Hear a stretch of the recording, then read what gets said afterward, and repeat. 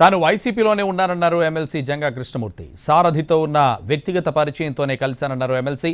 తాను గురజాల సీటు ఆశిస్తున్నారని జంగా స్పష్టం చేశారు. అధిష్టానం సీటుపై క్లారిటీ ఇచ్చిన తర్వాత నియోజకవర్గ ప్రజలతో మాట్లాడి తగిన నిర్ణయం తీసుకుంటామన్నారు జంగా. పార్టీ కోసం మొదటి నుంచి పనిచేశారని గుర్తు చేశారు ఎమ్మెల్సీ జంగా.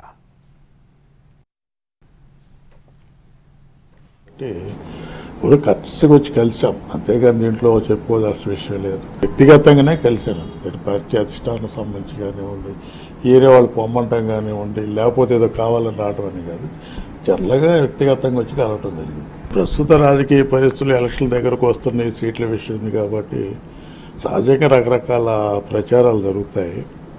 మామూలుగా కలిసే నాకైతే సంబంధించి ఇంకా నేనైతే వైఎస్ఆర్ కాంగ్రెస్ పార్టీకి సంబంధించి గురజాల సీటు ఆశిస్తుంది వాస్తవం. ఇంతకుముందు కాంగ్రెస్ పార్టీకి సంబంధించి 2 తలుగుల పర్యాయం సంబంధించి ఎమ్మెల్యే చేయడం జరిగింది.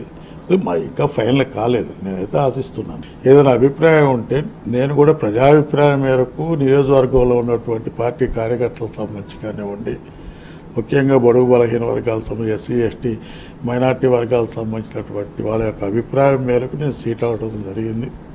మీరైతే బాగుంటుందనే అభిప్రాయం ప్రజల నుంచి రావడం ద్వారా నేను మరలా సీట్ అడగడం జరిగింది. అందుకని సీటు సంబంధించి అడుగుతున్నా. రాని పక్షంలో ఏంటనేది కూడా ప్రజల దగ్గరికి వెళ్ళి వాళ్ళతో మాట్లాడిన తర్వాతనే నిర్ణయం తీసుకోవడం జరుగుతుంది. మేమైతే పార్టీని వీడిపోవాలనే ఒక ఆలోచన మటుకు ప్రస్తుతం లేదు. వాళ్ళ నిర్ణయాన్ని బట్టి, ప్రజల యొక్క అభిప్రాయాన్ని బట్టి నిర్ణయం తీసుకోవడం జరుగుతుంది.